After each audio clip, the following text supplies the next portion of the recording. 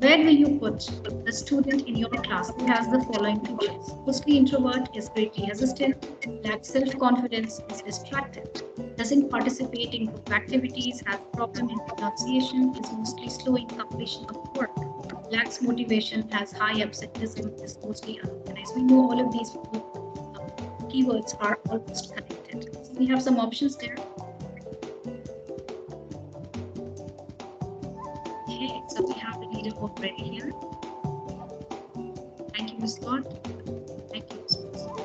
Thank you, Ms. Salma. Those who participated. I'm just going to give this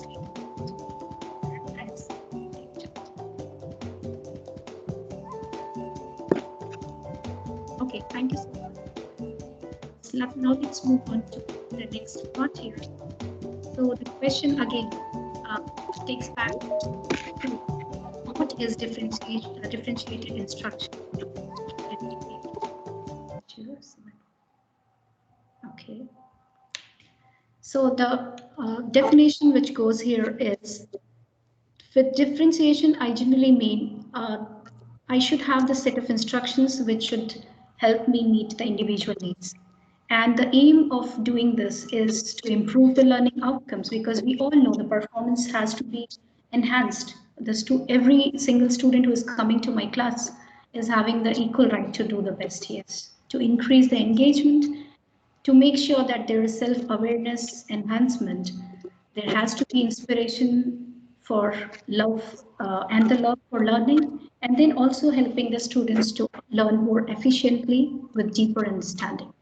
So now let's try to talk about some of the ways how a teacher can try to differentiate in the classroom. So as there were questions, you could connect to it, that one, and see that teachers can differentiate the content, they can differentiate the process, they can differentiate the product.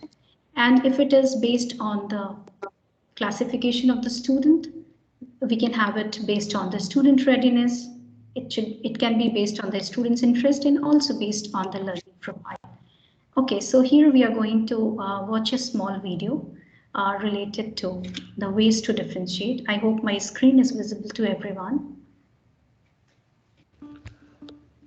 I'm Larry Ferlazzo.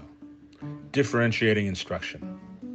To some educators, it conjures visions of having to create a different lesson for every student in the room and long nights of planning and grading. That insanity is not what differentiation is all about. Differentiating instruction is really a way of thinking, not a pre-planned list of strategies. Oftentimes, it is making decisions in the moment based on this mindset. It's recognizing that, to paraphrase Rick Wormeli, fair doesn't always mean treating everyone equally. It's recognizing that all of our students bring different gifts and challenges, and that as educators, we need to recognize those differences and use our professional judgment to flexibly respond to them in our teaching. Carol Tomlinson talks about the ability to differentiate in 3 areas: content, process, and product. For content, student choice is one way we might differentiate, like allowing students to choose their research topics or essay prompts.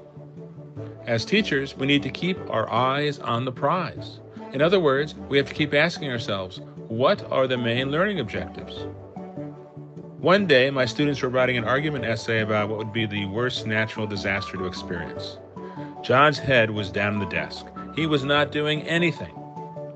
I knew that he was interested in football, so I told him that he could write an essay on why his favorite team was the best. He would still have to make an argument just about football instead of hurricanes or earthquakes. His eyes lit up. He got to work and wrote what his mother later told me was the first essay he had ever written in school. He had followed all the guidelines of a good argument essay. The prize, in this case, was learning to write an argument essay, not learning to write about natural disasters. To differentiate by process, teachers can change up how they group students. Sometimes a mixed ability group might work best, while sometimes it might be appropriate to have same ability groups. We might have an English proficient buddy work with an English language learner to help them out. During independent reading time in my early morning class several years ago, one student tended to fall asleep. I told him that if he wanted, he could go to the back and sit on a desk and read. Soon, several others joined him. A few days later, I saw another student dozing off. Before I could say anything, one of his classmates whispered to him, "Just go sit on a desk." Again, it's a matter of keeping our eyes on the prize. What are the learning objectives and what are the best roads to get there for different students? Teachers can also differentiate by the type of product students create. The major demonstration of learning doesn't always have to be an essay or a multiple choice test. One year I had a student who liked to doodle when other students or I were talking. I told her it was okay as long as she was doodling about the information we were discussing. She built on those doodles to create a final project that brilliantly and visually represented all the key points we had covered. When I give tests, I often give students an extra blank page where they can write anything else they remember about the topic being tested that they think is important. I often find the quality of thinking and writing better there than in response to my test questions. None of the differentiating strategies I've mentioned have created any extra work for me. They did require that I had relationships with my students to know their strengths, challenges, and interests. And I needed to demonstrate flexibility in my thinking. Making these strategies successful also required building a strong class culture so that some of the students were being treated differently and they understood why. And they understood that that was the only way to be truly fair. The ideas mentioned here are just a drop in the bucket. There are a zillion other ways we can support our students' gifts and challenges. Yes, exactly. So all of us as teachers are the whistleblowers, are the future changers. We are the people who can change the world. And we have to identify our part of changing a student's life and by touching the child's life every day. Now, may I please request my respected colleagues to please share their unique way or the strategies which you follow for differentiation during your classroom. If you have not joined the Neopod, you can please write your answer on the meeting chat. Thank you so much for doing that. I see already 10 people have joined. In case you have not joined, you can share your thoughts with us on the meeting chat, please. Thank you.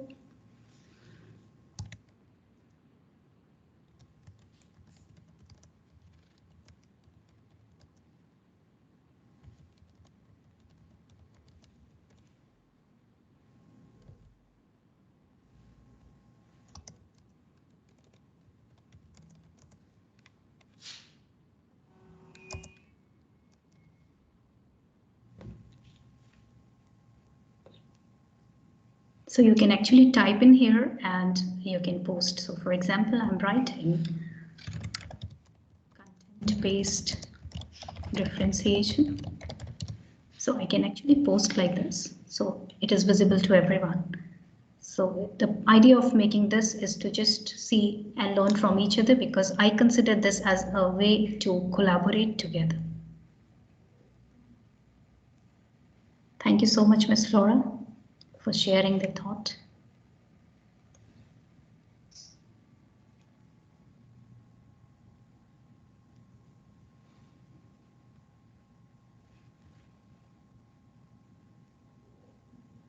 Thank you, Ms. Rekha. Thank you, Ms. Moza. Thank you, Ms. Salma, for sharing. Yes, exactly. So if we sit together and collaborate, you will see that we come with wonderful ideas of doing differential learning. And this is one thing which I feel if we have a control on it, we can actually control our classroom in a way that it's friendly forever and it's student center. And that's what it takes us to the next section. So I'll be waiting for one more minute to see the wonderful answers and ideas over here.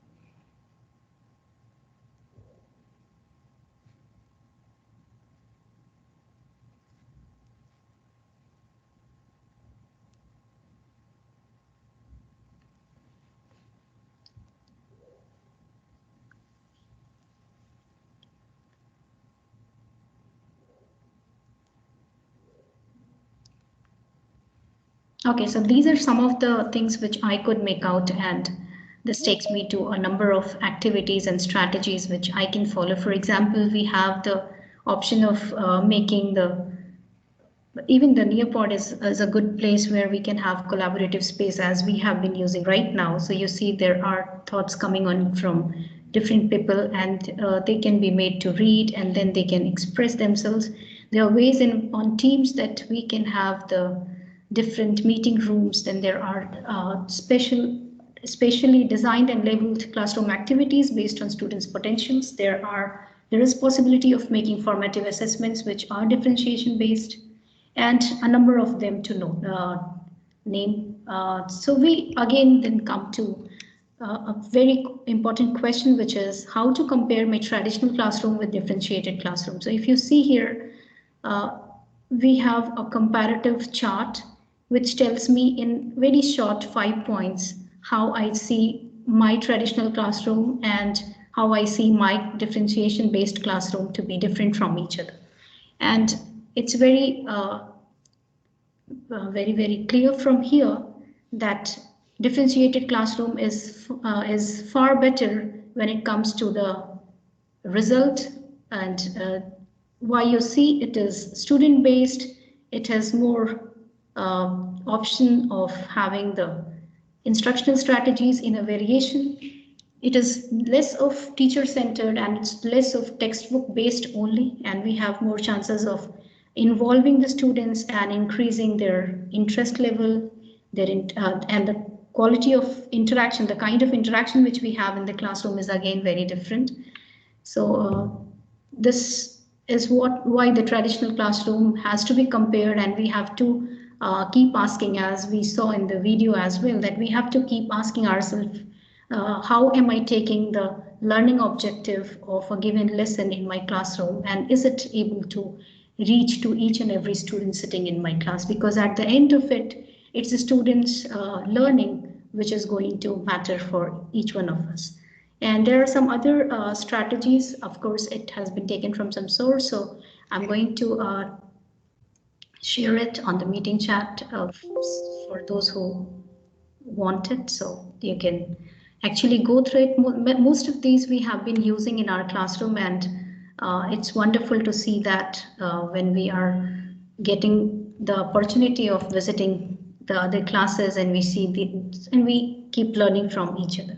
Okay, so here I have another very wonderful video, which is from a very famous teacher, uh, Carol Tomlinson, and she's going to share with us. She is sharing with us how the differentiation-based classroom learning is very important, and how is it going to be different, and how is it better than the traditional classroom.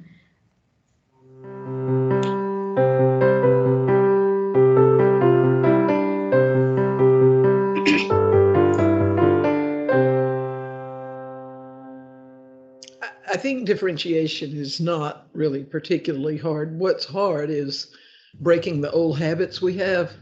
And most of us as teachers have seen one size fits all teaching since we were little kids. And we saw it in college and we were taught to teach that way. And we've been teaching that way since we got into the classroom. Differentiation actually really is just a lot of common sense, and honestly, not anything different than just really good teaching. So I don't think the practices of differentiation are nearly as hard as breaking old habits. I think it's important for teachers really to envision what they would like their work to be like. I think most of us can develop in our heads pictures of a classroom in which students are working on work that works for them. You get a tremendous payoff in terms of student investment and achievement, but also their willingness to do the work. If the system's working, they don't fight it so much. And I think most of us like that idea of a classroom that's humane and one that's a good fit for the students we teach. So I think starting off to envision what we'd like and trying to understand why we might want to change some things, and then starting small, taking just a step at a time. There's nothing worthwhile that humans do that they do quickly. And so having a sense of direction and taking it a step at a time, and really trying to understand what you're doing and why you're doing it's helpful. I think differentiation is really expert teaching. And I think differentiation, like anything that works in a classroom, has to be built on what we know of good teaching. And so for me, a real simplified way of saying the non-negotiables of differentiation, we have to develop an environment that invites kids to learn instead of pushing them away from learning.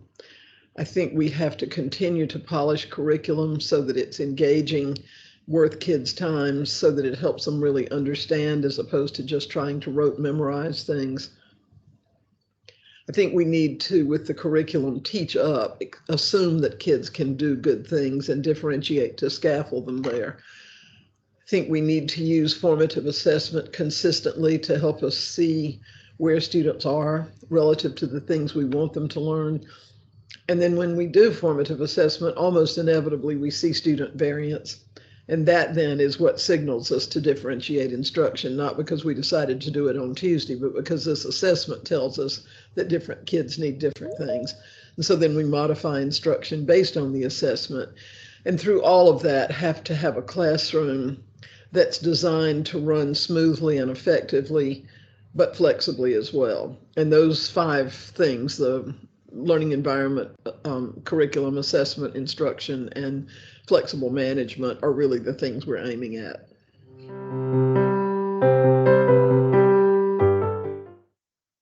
The book Differentiation in the Brain is very interesting to me in the sense that I, for a long time, have studied what research in psychology tells us about teaching. And so much of what I've written about and researched is premised in what we know from psychology seems to promote effective learning. And in working on differentiation in the brain with David Sousa, what it gave me a chance to do was to look at a second sort of root system for differentiation. If you study how the brain works, and our knowledge of that is just emerging, but if you study what we know and ask the question, how would we teach if we adhered to what we know about how the brain learns? In fact, the principles of differentiation are a very good match. So I think one of the major contributions of the book is simply to say, we're learning things about the brain. If we want to attend to those, we might be able to do our jobs better. And it helps us understand how the principles of differentiation align with an emerging knowledge of the brain. So it gives us a better platform for thinking and planning. Okay, so based on what we discussed and we talked about traditional classroom versus differentiated classroom. Can you please share your real-time experiences here of sometimes when you had followed traditional classroom and sometimes when you had followed differentiated classroom? Can you please share with us your specific experience with all of us so that we can learn from each other? Anything which is here. So here you have the scope of recording your audio as well. So you can actually record your audio and you can send your voice answer as well. Just wait for 2 minutes. So it's a 2 minutes activity.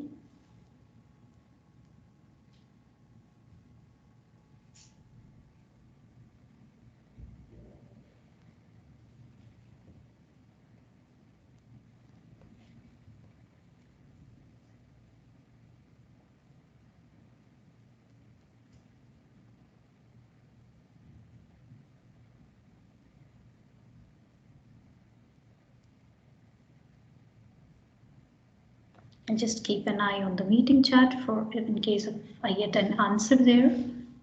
So we are trying to compare the traditional classroom versus differentiated classroom, the real-time experiences. As we always try to tell our students also to connect their topic with the real-time examples for their daily life experiences. So it equally is apt for us as well. So, anything which you have to share with us when you felt that differentiated classroom did a wonderful result. Okay, I see some of the answer here. Thank you so much, Ms. Laura, for sharing your answer. Okay, well, so I feel we could try to compare and do a little justice, if not all, with how traditional classroom can be compared with the differentiated classroom. And getting back over here, so I would like to give a big thank to all of you who gave your precious time in coming for this session. And I'm going to share a small feedback form, so please take 2 minutes to fill in and share in your valuable feedback and your suggestions, if any, about the session. Thank you so much to all of you. And you can see the link on the meeting chat for the feedback.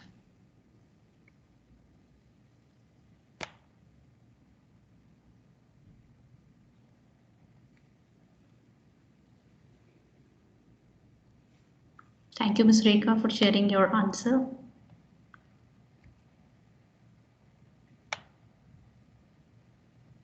Okay, so here we come to the end of the session. Thank you so much to all of you for your patient hearing and giving your time from this weekend.